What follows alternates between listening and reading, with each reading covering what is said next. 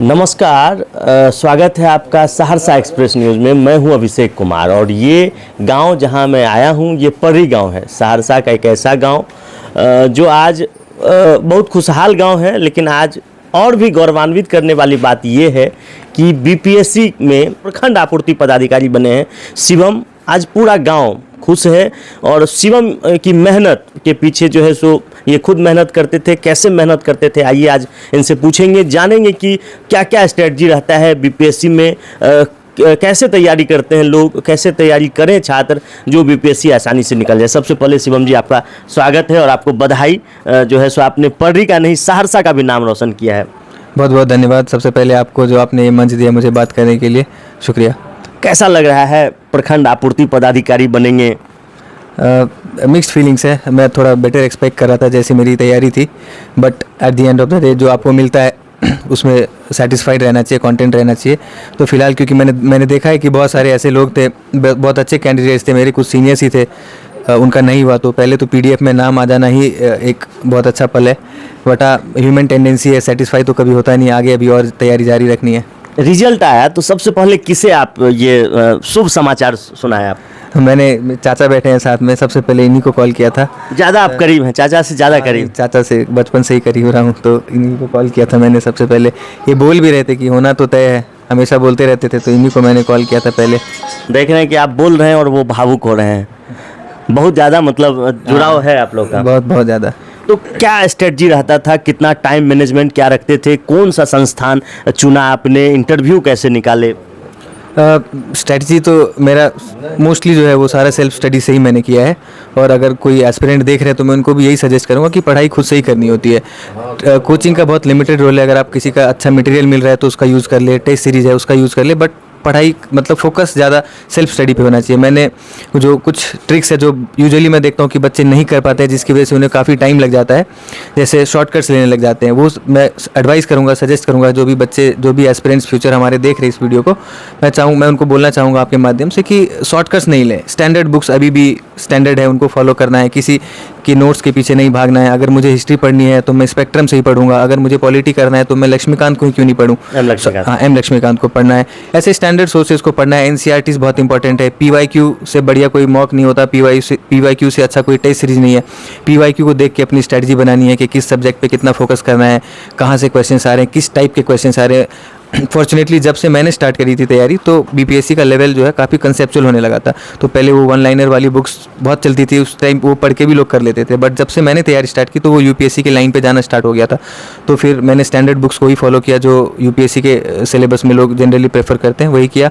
और एक और चीज़ मैं देखता हूँ जो बच्चे यूजुअली नहीं करते हैं कि पहले प्रीलिम्स निकल गया, फिर मेंस के लिए किया, फिर जब भी मैंने तैयारी स्टार्ट की थी तो मेरा हमेशा ऐसे रहता था कि एक ही होलिस्टिक अप्रोच अपनाना है। अगर मैं किसी टॉपिक को पढ़ रहा हूँ तो उससे अगर प्रीलिम्स का कोई क्वेश्चन आता है तो वो भी डील हो जाए। अगर मुझे मेंस में उसके बारे में कुछ लिखना पड़े तो उसको पढ़ने का तरीका ऐसा होना चाहिए कि मैं उसके बारे में लिख भी पाऊँ।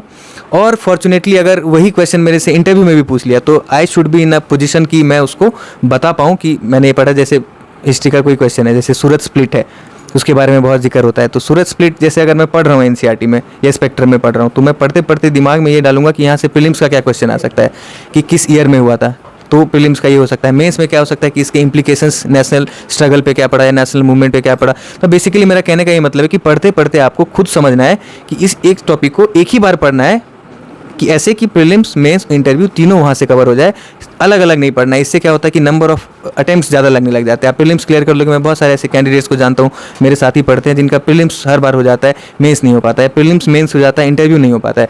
तो फॉर्चुनेटली क्योंकि मैंने ये, अगर मैं अपना केस देखता हूँ तो मुझे ये लगा कि जो बाकियों से मुझे थोड़ा अलग बनाती है कि मेरा एक ही बार में जब प्रीलिम्स हुआ तो उसी बार मैंने मेंस और इंटरव्यू भी क्रैक किया, मेरिट में भी मेरा नाम आया। उसके पीछे अगर मेरे से आप रीजन या कोई स्ट्रैटेजी पूछोगे तो वही स्ट्रैटेजी है कि मैंने सबको होलिस्टिकली प्रिपेयर किया था। एक ही बार पढ़ा, जब भी पढ़ा किसी टॉपिक को तो एक ही उससे पढ़ा कि सब कुछ यहीं से डील हो जाए मेरा, और कोई शॉर्टकट्स नहीं। मैं पूरा तसल्ली से टाइम लेके मैंने प्रिपेयर किया कि ऐसे नहीं कि किसी के नोट्स के पीछे भाग जाऊँ, ये सब नहीं किया। एनसीईआरटीज, बेसिक स्टैंडर्ड सोर्सेज, उन्हीं को फॉलो किया। आंसर राइटिंग के लिए मतलब लिखते थे रोज कुछ टॉपिक पे, या कैसे क्या करते थे? देखिए, आंसर राइटिंग का दो कंपोनेंट होता है मेन। एक तो आपके पास कंटेंट होना चाहिए, दूसरा आपके पास राइटिंग या फिर प्रेजेंटेशन की स्किल होनी चाहिए। तो जैसे मैंने आपको बताया कि मैं जब पढ़ ही रहा था तो उस टाइम पे ही मैंने ऐसे पढ़ा था कि मैं विजुअलाइज करता था कि अगर मैं इस टॉपिक को पढ़ रहा हूँ तो मुझे इसके बारे में लिखना भी पड़ सकता है। तो पढ़ने का तरीका मेरा ऐसा था कि मैं मेंस का कंटेंट मैं साथ के साथ ही डेवलप कर रहा था। मैं करंट अफेयर के लिए भी, जैसे यूजुअली क्या होता है बीपीएससी में, जिनको लोग क्या करते हैं कि एक एनुअल मैगजीन आई उसी को पढ़ लेते हैं, उसी से करंट अफेयर प्रीलिम्स तो हो जाता है, बट फिर मेंस में करंट अफेयर के टॉपिक्स आते हैं वो डील नहीं हो पाते। तो मैंने उसके लिए क्या किया था कि एक मंथली मैगजीन में हमेशा पढ़ता रहता था। मंथली मैगजीन में न्यूज़ को थोड़ा सब्जेक्टिव फॉर्म में न्यूज़ की का जो एनालिसिस है वो पढ़ता रहा, जिससे कि मेरे पास 2-3 साल में अच्छा खासा कंटेंट डेवलप हो गया था बस। और जो दूसरा कंपोनेंट है आंसर राइटिंग का, वो है प्रेजेंटेशन। वो मुझे जब मैं मॉक्स देने गया था तो वहाँ पे मैंने सीखा कि कैसे कम स्पेस में कम टाइम में आपके पास जो कंटेंट है उसको आप कैसे पेज पे उतार सकते हो, फ्लो चार्ट के थ्रू, डायग्राम बना के, मैप बना के, कि कम टाइम में कम स्पेस में आप ज़्यादा से ज़्यादा लिख पाओ, कंटेंट वहाँ पे दे पाओ, प्रेजेंट कर पाओ अपना। इंटरव्यू में जब गए तो हेजिटेशन था, किस तरह से इंटरव्यू, क्या क्या क्वेश्चन पूछे और कैसे आप उसको टैकल किए? इंटरव्यू ऑफ कोर्स कितने भी आप मॉक्स ले लो, लेकिन जब आप रियल इंटरव्यू में जाते हो तो थोड़ा तो प्रेशर रहता ही है, क्योंकि मैं फर्स्ट टाइम इंटरव्यू में जा रहा था बीपीएससी के। But I was well prepared. मैंने 3-4 मॉक्स दिए थे अच्छे रिप्यूटेड इंस्टीट्यूशंस में, तो अच्छा खासा प्रिपेयर हो गया था वहाँ पे, क्योंकि मोस्टली इंटरव्यू में जो क्वेश्चंस होते हैं वो आपके ग्रेजुएशन या फिर आपके ऑप्शनल सब्जेक्ट, इनके अराउंड ही रिवॉल्व करते हैं। और मेरा भी जो इंटरव्यू था मोस्टली मेरा इंजीनियरिंग बैकग्राउंड है, इंजीनियरिंग के अराउंड ही रिवॉल्व किया। सिविल इंजीनियरिंग, तो उन्होंने मेरे से पूछा था कि बिहार में जैसे पुल वगैरह बहुत गिरते हैं तो आप क्या रीजन्स हो सकते हैं, अगर आप वहाँ पे रहते हैं तो उसको आप कैसे ठीक कर सकते हैं। तो ये मेरे से मॉक्स में भी पूछा था 1-2 जगह, और वो सेम क्वेश्चन मेरे को वहाँ पे इंटरव्यू बोर्ड ने भी पूछ लिया था। अच्छा, आगे जो है सो और भी है डेस्टिनेशन की, और कहीं आगे जाना है, कुछ बनना है? नहीं, डेस्टिनेशन तो बहुत लंबा है। मैं तो अभी सही बताऊँ तो आपको अभी तक अपने आप को ऑफिसर या ऐसा कुछ मानता ही नहीं हूँ। अभी भी अपने आप को एक स्टूडेंट और एस्पिरेंट ही समझता हूँ, और मैं डेलिब्रेट अटेम्प्ट लगाता हूँ, कॉन्शियस एफर्ट लगाता हूँ कि the aspirant in me should never die. मैं उसको हमेशा आगे भी बीपीएससी के भी 1 आध और अटेम्प्ट देने हैं, सर्विस इंप्रूव करने के लिए, रैंक इंप्रूव करने के लिए, और फ्यूचर में यूपीएससी भी देना है। चलिए, आप तो बहुत कुछ, अब निजी सवाल आपके जीवन से भी कुछ पूछेंगे कि आगे, मतलब सोशल मीडिया पे टाइम बिताते थे? नहीं, सोशल मीडिया अकाउंट है मेरे, बट जब हार्डकोर प्रिपरेशन में जब मैं गया था तो मैं सोशल मीडिया ही नहीं, मैंने फ़ोन ही छोड़ दिया था। ये सुन के आपको थोड़ा रियलिस्टिक नहीं लगेगा।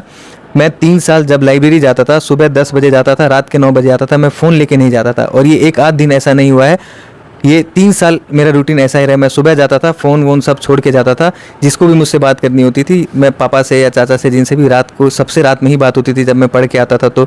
और या फिर अगर ऐसा कोई इमरजेंसी हो तो मैंने एक आध फ्रेंड का नंबर दिया हुआ था जो मेरे साथ लाइब्रेरी में पढ़ते थे, तो अगर उनको कॉन्टैक्ट करना रहता था तो उसी के थ्रू करते थे। सोशल मीडिया तो नहीं, मैंने फ़ोन ही छोड़ दिया था। और मेरी सारी, मैंने आपको पहले भी बताया कि पढ़ाई जो है सारे स्टैंडर्ड सोर्सेज से की है मैंने, तो डिजिटल कोई सोर्स का मैंने यूज़ ही नहीं किया। Standard books, Spectrum, NCERTs, Laxmikant, इन सबको ही फॉलो किया, तो ज़रूरत नहीं पड़ती थी। कभी कभार ऐसा कोई वर्ड आ गया जिसको गूगल करना है तो ऑफकोर्स वो लाइब्रेरी में किसी से मांग लिया, बता देते थे, इतना तो लोग हेल्प कर देते थे। फ़ोन ही मैंने छोड़ दिया था, सोशल मीडिया नहीं, मैंने फ़ोन ही छोड़ दिया था 3 साल।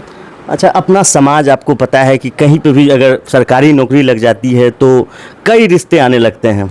आप क्या सोचते हैं कि मतलब जो रिश्ते आते ही होंगे, प्रेम विवाह करेंगे या फिर जो जैसे घर वाले जो करते हैं?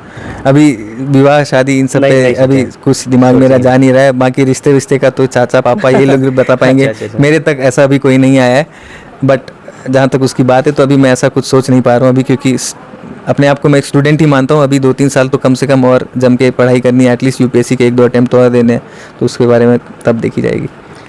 तो ये